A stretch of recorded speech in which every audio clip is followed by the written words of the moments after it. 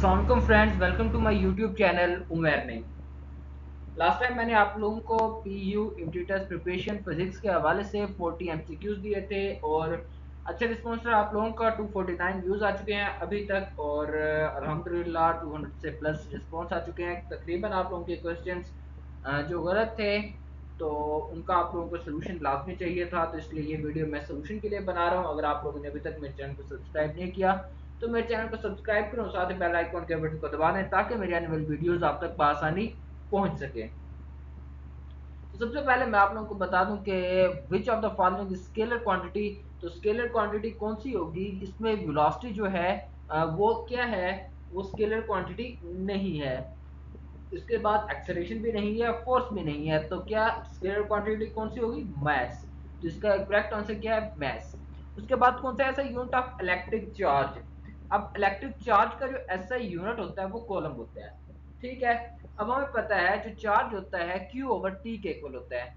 Current, हमने definitely बात है करंट के बताना है, तो करंट का यूनिट क्या है, एम्पियर। ठीक हो गया। अगर करंट का यूनिट मैं आप लोगों को बताऊं तो आई किसके इक्वल होता है, सॉरी, आई किसके इक्वल होता है, कॉलम के, सॉरी एम्पियर के। I is equal to Q over T, ठीक है। तो ये किसके इक्वल हो जाएगा, ये इक्वल हो जाएगा एम्पियर के। लेकिन हमने बताना है इस क्यू का यूनिट, तो क्यू का यूनिट क्या है, क्यू का यूनिट चार्ज है। जो क्यू किसे कहते हैं, चार्ज को कहते हैं, और चार्ज का यूनिट क्या होता है, कॉलम। ठीक हो गया। नेक्स्ट जो है हमारे पास वो है principle of conservation of energy is consequence of first law of thermodynamics. तो किसका, फर्स्ट लॉ ऑफ थर्मोडायनेमिक्स का है। The angle between incident ray and the normal is called as angle of reflection, ठीक है।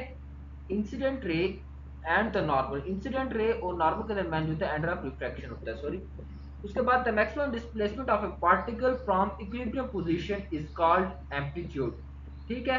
जो मैक्सिमम डिस्प्लेसमेंट होगा equilibrium का, तो आपको क्या होगा, एम्पलीट्यूड होगा। Which of the following is a vector quantity, इनमें से कौन सी वेक्टर क्वांटिटी है, तो आप लोगों ने वो बतानी है। अच्छा, अब मैं पहली पहली एमसीक्यूज जो थी मैंने आप लोगों को बताई। पहली पहली एमसीक्यूज में क्या था, which principle, scalar quantity. Scalar quantity कौन सा था, मास, फोर्स, एक्सेलरेशन एंड वेलोसिटी क्या थी, वेक्टर क्वांटिटी थी। अब इसमें हमने बताना है which one of the following is vector quantity. Speed भी क्या है, स्केलर है। डिस्टेंस क्या है, स्केलर है। टाइम क्या है, स्केलर है। तो डिस्प्लेसमेंट क्या होगा, ये वेक्टर हो गया। अच्छा, अब इन दोनों में डिफरेंस क्या है, स्केलर क्या है और वेक्टर क्या है। स्केलर वो होता है जिसका सिर्फ और सिर्फ मैग्नीट्यूड होता है, और वेक्टर क्या होता है जिसका मैग्नीट्यूड भी हो साथ सम डायरेक्शन भी हो, ठीक है। अब डिस्प्लेसमेंट जो है, shortest distance between two points, इसे हम डिस्प्लेसमेंट कहते हैं, ठीक हो गया। अब डिस्प्लेसमेंट का क्या होगा, अब मैग्नीट्यूड भी होगा, शॉर्टेस्ट डिस्टेंस, ठीक है। डिस्टेंस क्या होगा, magnitude between two points. Displacement क्या हो गया, अब टू पॉइंट्स के दरमियान जो शॉर्टेस्ट डिस्टेंस होगा वो डिस्प्लेसमेंट। अब इसकी कोई ना कोई डायरेक्शन तो होगी ना, तो इसलिए क्या होगा, ये वेक्टर क्वांटिटी हो गया। The branch of physics which deals with the behavior of matter at atomic and subatomic level is called, ये हमेशा बात याद रखना, जो अटोमिक एंड सब अटोमिक लेवल की बात आ जाए तो वो कौन सी होगा, क्वांटम मैकेनिक्स। इसमें क्या होगी, क्वांटम स्टेट्स के हवाले से हो जाएंगे यानी और सिंपल दूसरी चीजों के बारे में। क्लासिकल मैकेनिक्स क्या होगी, जो इलेक्ट्रॉन्स हो गए या फिर जो चीजें हमें नजर आ सके वो होगी क्लासिकल मैकेनिक्स।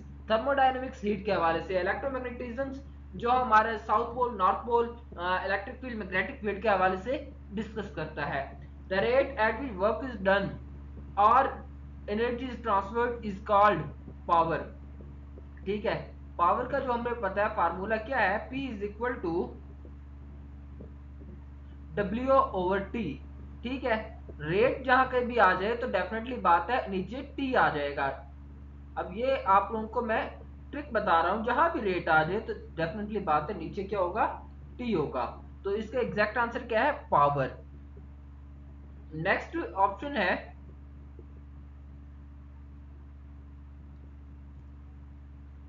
ऐसा यूनिट ऑफ प्रेशर। प्रेशर का ऐसा यूनिट बताना है, प्रेशर का यूनिट पास्कल भी होता है। प्रेशर का हमें पता है P is equal to F over A, force per unit area, pressure का फार्मूला। तो इसका जो यूनिट क्या हो गया, force per unit area. Force की यूनिट क्या है, न्यूटन, और एरिया की यूनिट क्या है, मीटर स्क्वायर। तो न्यूटन पर मीटर स्क्वायर भी इसका यूनिट है। लेकिन अकॉर्डिंग टू प्रेशर, प्रेशर किसके, पास्कल साइंटिस्ट के नाम पर रखा गया था। तो इसका एग्जैक्ट आंसर यहाँ पास्कल है। उम्मीद करता हूँ आप लोगों को ये समझ आ रहा होगा। नेक्स्ट एमसीक्यूज है, the bending of waves around obstacle is known as diffraction. ठीक हो गया। ऑब्स्टेकल से अगर जो बेंडिंग करेंगी वो क्या होगी, डिफ्रैक्शन होगी। अब क्या है, the resistance of an object depends upon the, अब रेजिस्टेंस किस किस के ऊपर डिपेंड करती है, number one resistivity, number two length divided by cross sectional area, rho, हम जिसे कहते हैं rho L divided by A. तो इसका ऑप्शन क्या है, ए। The force of attraction between any two objects is directly proportional to the product of their masses and inversely proportional to the square of the distance between their centers. अच्छा अब ये देखें, force of attraction is directly proportional to the product of their masses m1 and m2। अब मैं इसको अगर एक फार्मूले की फॉर्म में लिखूं तो उसने ये कहा है कि F is equal to product of their masses m1, एक मैं ये लिख देता हूं, ये m to product of their masses and inversely proportional to the square of the distance, distance यानी d, d का क्या होगा, स्क्वायर। तो ये अब हमें पता है कि ये किसके डायरेक्टली प्रोपोर्शनल हो जाएगा, ये इसने बताया f is directly proportional to m1 m2 over d square. अब ये फार्मूला किसका है, हमें अगर हम इसको इक्वल में लिखें तो इसके साथ अगर इक्वल लगा दूं तो प्रोपोर्शनैलिटी कांस्टेंट g आ जाएगा। तो हमें पता है कि f is equal to g m1 m2 over d square is equal to universal law of gravitational, जिसे हम ग्रेविटेशनल लॉ कहते हैं, जिसे आइजैक न्यूटन ने दिया था, पेश किया था। तो ये पहले 5 चैप्टर के सॉल्यूशंस हैं जो मैं आप लोगों तक पहुंचा रहा हूं। ऐसे यूनिट ऑफ फ्रीक्वेंसी, फ्रीक्वेंसी का ऐसे यूनिट क्या है, वो हर्ट्ज होता है। हमें पता है F इज इक्वल टू, एक और इसका यूनिट जो होता है, मैं आप लोगों को बता दूं कि F is equal to 1/T, जिसे कहते हैं पर सेकंड, भी इसका यूनिट है। ठीक हो गया। तो यहाँ करेक्ट आंसर क्या है, हर्ट्ज। लेकिन ज्यादातर आप लोगों से यही पूछा जाएगा कि ऐसा unit of frequency is hertz. जिसके बाद the force experienced by a charge particle moving in a magnetic field is given by Lorentz force. ऐसी फोर्स जो मैग्नेटिक फील्ड और इलेक्ट्रिक फील्ड दोनों में जाएगी वो लॉरेंट्ज फोर्स होगी। ठीक है। इसका फार्मूला क्या है, F is equal to, F is equal to Q plus E into V cross B के, sorry E plus Q into V cross B के।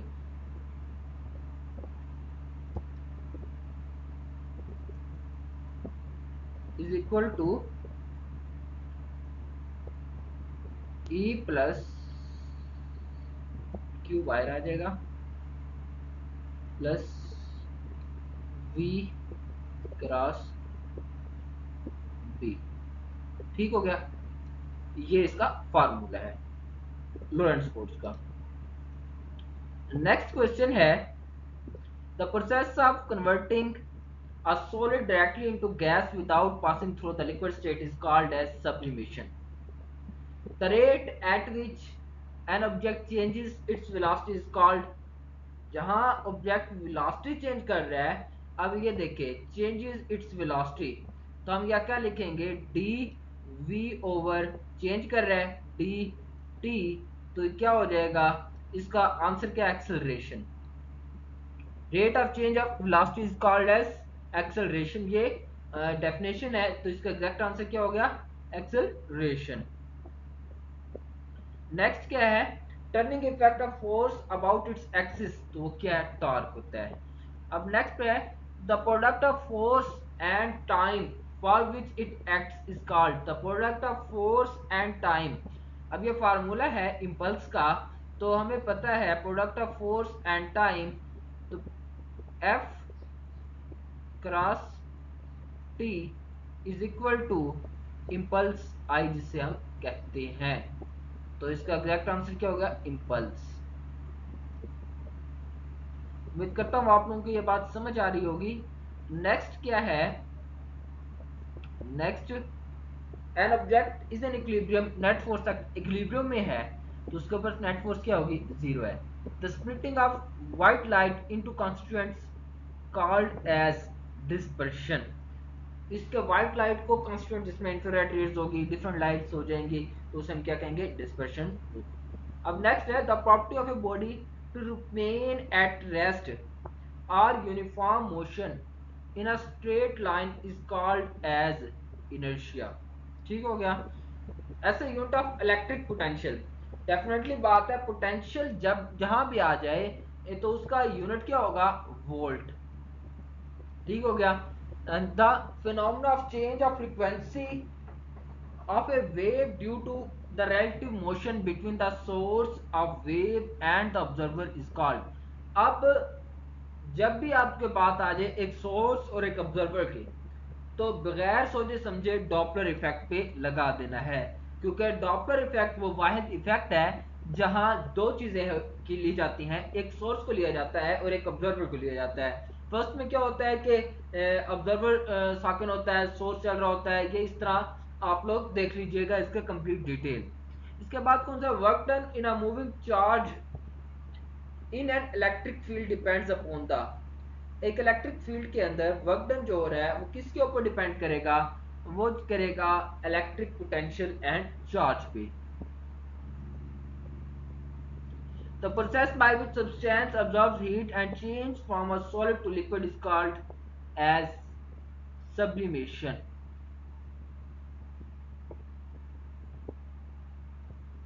सॉरी, फ्यूजन है इसका। A car accelerates a uniform state from rest to velocity of 20 meter per second in 4 seconds, which is acceleration। तो acceleration क्या है? तो इसमें हमें बताना है एक यूनिफॉर्म है। अब इसका जो फार्मूला है वो क्या है? सिंपल फार्मूला आप लोगों के सामने मैं शेयर कर देता हूँ।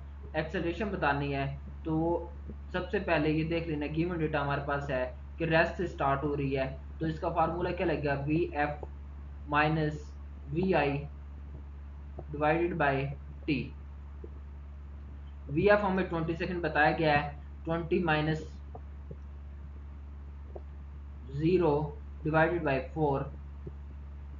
ठीक हो गया? तो आंसर क्या आ जाएगा? 4 को डिवाइड करें 20 पे 5, इसका आपका आंसर आ जाएगा।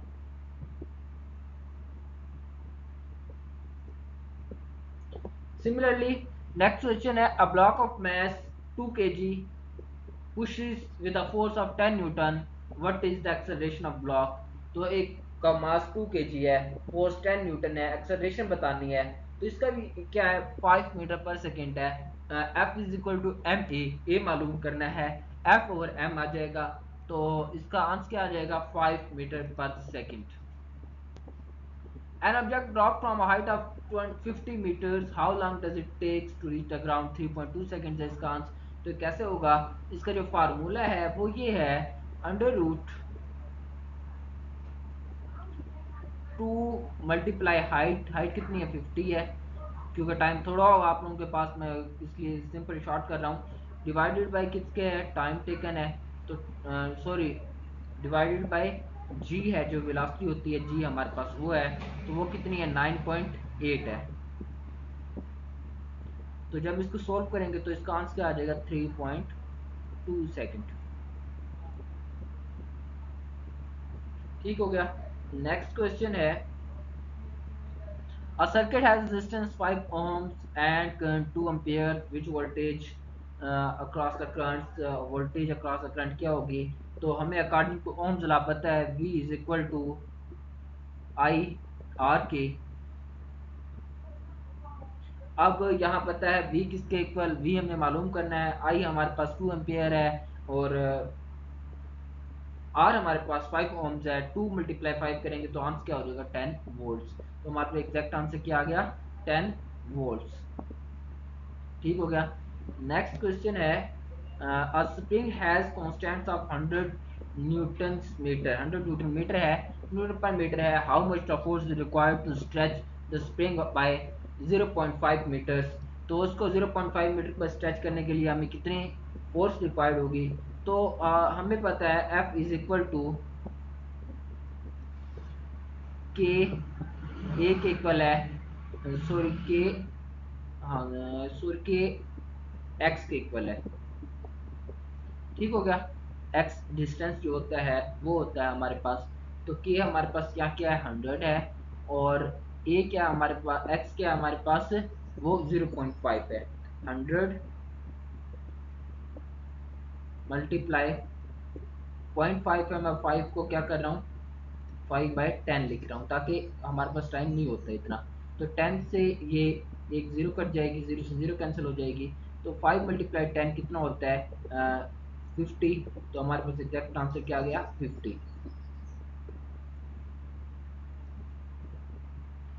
नेक्स्ट है a ball is thrown horizontally from a height of 10 meters with a velocity of 20 meter per second. How far it will travel before hitting the ground.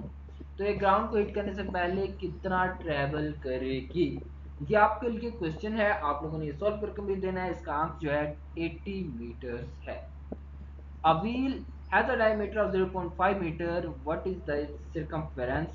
तो हमें पता है जो फार्मूला होता है सर्कल का सर्कमफ्रेंस मालूम करने के लिए वो होता है पाई डी के मल्टीप्लाई डी. अब हमें पाई पता है 3.14 है, मल्टीप्लाई करेंगे डी कितना है 0.5 है 5. तो इसका आंसर आ जाएगा 1.57. ठीक है. ये कैलकुलेशन मैंने करके रखी हुई है इसलिए मैं आप लोगों को बता रहा हूँ. अच्छा, an object is moving with the velocity of 10 metre पर second and comes at rest in 5 seconds. What is its acceleration. Acceleration बतानी है आप लोगों ने. तो सिंपल सा क्वेश्चन है जो हमने पहले क्वेश्चन किया था. यहाँ फार्मूला लिखेगा a is equal to V F minus V I divided by T. V F कितना हमारे पास 10 मीटर पर सेकंड है, और उसके बाद हमारे पास वी आई कितना वो 0 मीटर पर सेकंड है. देन डिवाइडेड बाई टी कितना है 5 है. तो इसका आंसर क्या आ जाएगा -2 मीटर पर सेकंड. नेक्स्ट क्वेश्चन है a current 3 amperes with wire with resistance of 5 ohm. What is the voltage across the wire. तो यहाँ हमें पता है I क्या बताया उसने, I हमें बताया है 3 amperes, R हमें बताया है 5 ohms. तो V बताना है 3 multiply V is equal to I R होगा. 3 मल्टीप्लाई बाय हम क्या करेंगे 5, तो आंसर क्या आ जाएगा 15 वोल्ट. नेक्स्ट एंड क्वेश्चन है A car travels 300 kilometre in 4 hours. 4 घंटों में कितना है 3 किलोमीटर सफर तय करती है 300 किलोमीटर. तो एवरेज क्या होगा. तो एवरेज मालूम करने के लिए हम क्या करेंगे 300 को किस पे 4 पे डिवाइड कर देंगे. 300 डिवाइडेड बाय 4. तो 4 को जब 300 पे डिवाइड करेंगे तो ये आ जाएगा 75. तो एग्जैक्ट आंसर क्या हो जाएगा 75 किलोमीटर पर आवर. ठीक है. तो नेक्स्ट क्वेश्चन है अ ब्लॉक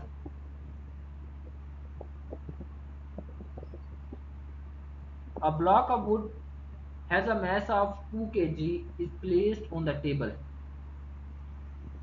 वुड का क्या मैस है 2 kg. What is the weight of the block. W is equal to किसके इक्वल होता है mg के. ठीक है. तो W मैं आप लोगों को बता देता हूँ, ये लिख देता हूँ. W किसके इक्वल होता है mg के. W is equal to mg के. तो अब हम बताया गया जी 9.8 के है 2 मल्टीप्लाई बाय 9.8. तो आंसर क्या आ जाएगा 19.6. तो इसका करेक्ट आंसर क्या होगा 19.6. Wave has frequency 100 Hz and wavelength 0.02 meter. What is its wave speed.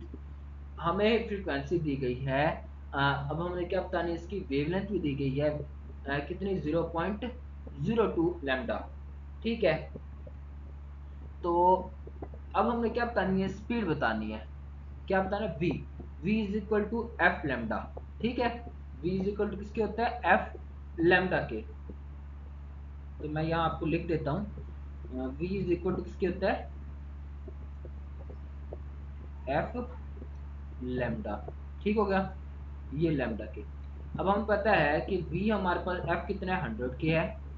अब मल्टीप्लाई बाई, मैं ये क्या करता हूँ, 2 डिवाइडेड बाई, इधर कितने एक दो हैं जीरो, तो मैं 100 पे डिवाइड कर देता हूँ। ठीक हो गया, तो ये सिंपल 100 से 100 कैंसिल हो जाएगा, तो आपके पास करेक्ट आंसर क्या आ गया, वो 2 मीटर पर सेकेंड आ गया। ठीक हो गया, शॉर्ट क्वेश्चन है, इजी क्वेश्चन है, तो आप लोग इजीली कर सकते हैं। अब ये बताना है कि इसमें पावर कितनी कंज्यूम्ड हो रही है। सर्किट हैज वोल्टेज कितना है, वो 12 वोल्ट्स है, and current 3 amperes, what is power consumed by the circuits. P is equal to किसके, हमें पता है आई वी के इक्वल होता है। P किसके इक्वल है, आई वी के। तो यहाँ पावर को मल्टीप्लाई करेंगे 3 के साथ, तो मैं यहाँ आपको शो कर देता हूँ। P इज इक्वल टू किसके होता है, P is equal to I V के। ठीक हो गया, P इज इक्वल टू किसके हो जाएगा, 12, सॉरी आई 3 के इक्वल है, मल्टीप्लाई बाई V किसके इक्वल है, 12 के।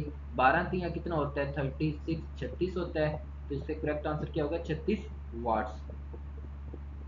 नेक्स्ट क्वेश्चन है, an object pushed a force of 330 newton and acceleration rates is 5 meter per second square, what is the object mass। तो ऑब्जेक्ट का mass बताना है। तो सेम क्वेश्चन वही है जो हमने पहले किया था। फार्मूला क्या लगेगा, F is equal to M A.